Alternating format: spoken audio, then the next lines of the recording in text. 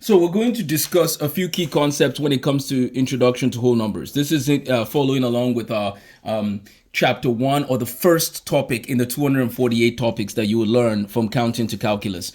There's about 248 categories or chapters going from basic math all the way to the end of pre-calculus. And that is what the counting to calculus movement is about, is to get you all the skills you need to be able to do calculus with confidence. Calculus is beautiful. And one of the skills people need is learning how to take notes. That's why we provide these workbooks. You can find them on Amazon. And I'm going to be guiding you from the beginning of mathematics all the way to calculus. So let's look at examples from these 5 topics here quickly, or 5 themes. The first one is number lines. Again, a reminder of number lines. In the beginning of this book, we are focused more on whole numbers, which would start from 0 all the way to infinity. And we see number lines in different ways. I mean, even your thermometers look like, an example of seeing something like looks like a number line when you look at a thermometer and the temperature, right? For people who live in Texas, they don't know what negative temperature is, but other people know. I lived in North Dakota and Minnesota, so I understand what negative numbers are. But anyway, so this is an example, real life example of what a number line could look like, right? A thermometer, right? And by the way, Celsius and Fahrenheit, 2 individuals involved in this. Celsius first, I would say, should get more credit, but that's another day's story. Anyway, so this is a little bit of background, right? These guys were involved in some of the work here. By the way, there's a third unit called Kelvin. So you can see that the thermometer behaves a certain way when it comes to looking at a number line and a thermometer. A thermometer looks like a number line that is telling you something about the weather condition. Now, on a number line, it goes from negative infinity to infinity, meaning that there are numbers over here, like negative numbers that look big, but they're small, like negative 1 billion, negative 1 trillion. That would be like when you're in debt. That's in the negative. And then in the positive is when you're, growing and increasing that way. So this is, if you want to add, you move in the right direction. If you want to subtract, you move in this direction, in left. For example, 3 minus 1, you start with 3 and you go 1 to the left. The answer is 2.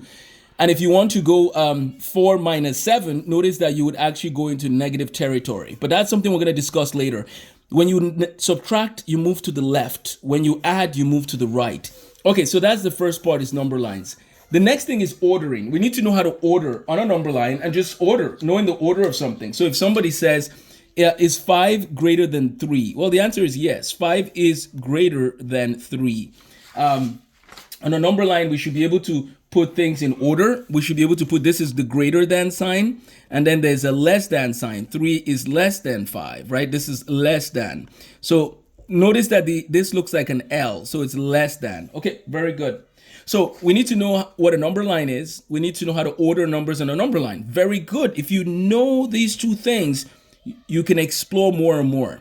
The third thing that I want to quickly go over, this is from the first chapter of our workbook and the first chapter of our book, is that we need to know expanded notation. If somebody says 534, this is the same thing as 500 plus 30 plus 4. Now, how do we come up with this expanded notation form? This is the ones place, okay? So that just comes over here as the value there.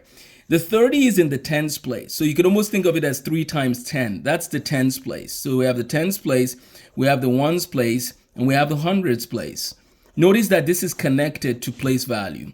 And by the way, we provide you with a reference book at the end, and there's a place value chart for you right in the beginning. At the end, there's a place value chart, so you can see some of that. And by the way, I also give you the powers of 10. We've provided you with the details of what the powers of 10 look like, going into bigger numbers and into smaller numbers. These are very important in physics, especially in chemistry. But yeah, so you have a place value chart, which is always going to be here for you, right? You have your workbook pages, and then you have your reference pages. Okay, so that's we've looked at number lines, we've looked at ordering, and then we've looked at expanded notation, which is where you take the number and you break it down using the place value notation in a sense, but writing it as the value of that. So like 5 is in the hundreds place, so we write 500. What about rounding and tables and graphs? What can we say about that? Well, if I ask you to round this number, 534, to the nearest tens, you look at the 3 and you ask what is next to it, right? And the answer to what is next to it is a 4. 4 is less than 5. So you would say the answer is 530. If I ask you to round to the nearest tens, right? If I ask you to round to the nearest hundreds, you underline 5 and you ask yourself, okay, this is the rounding digit and this is the test digit. What number is this number greater than 5? 3 is less than 5. So then your answer would be 500. If this was 584, your answer would actually be 600, because 584, 8 is greater than 5. So because 8 is greater than 5, then the answer will be 600. So we discussed this in more detail, but I'm just giving you a little preview of how rounding works. So we know number line, ordering, expanded notation, and rounding. The last thing I'm going to mention here is that when you look at a table like this, and this represents 5, and then this represents 10, you should be able to interpret. So maybe this is how many bags were sold in 2023, and this is 2024.